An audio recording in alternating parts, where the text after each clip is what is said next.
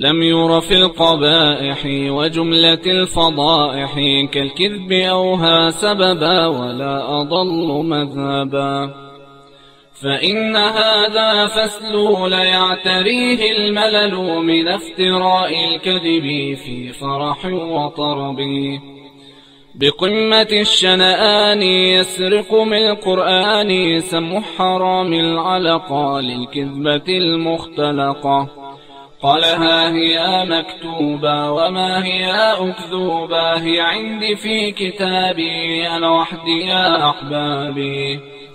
وهل هذا دليل يا أيها العليل والنصارى تصدقه في كل إفك ينطقه.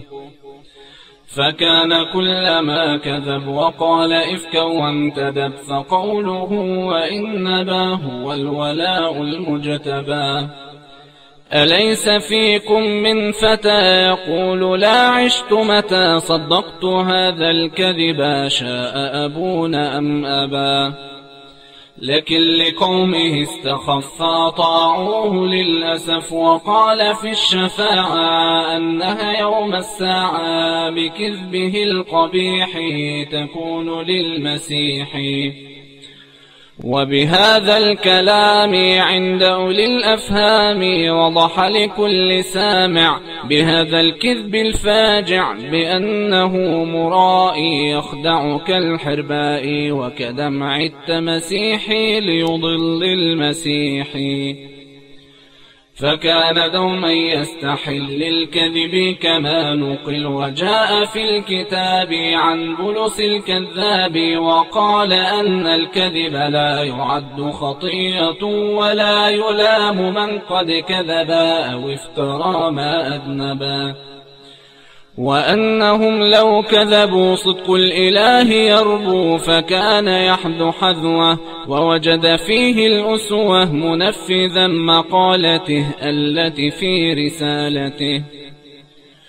واسمع حديثا عجبا في كشف من قد كذبا وجاء يوما وافترى بهتا وكذبا منكرا وجاء بكذوب معه بغطرة مدعدعة بظاهر مموه وباطن مشوه.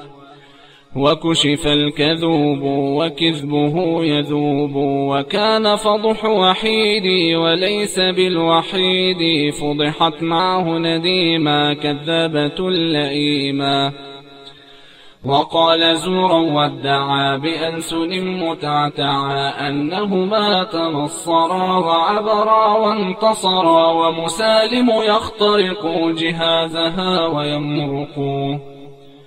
قالت نديم إني أصيت بالتجني على قناة الحية لنشر هذه الفرية قولتهم مطاعة تأتيني في السماعة.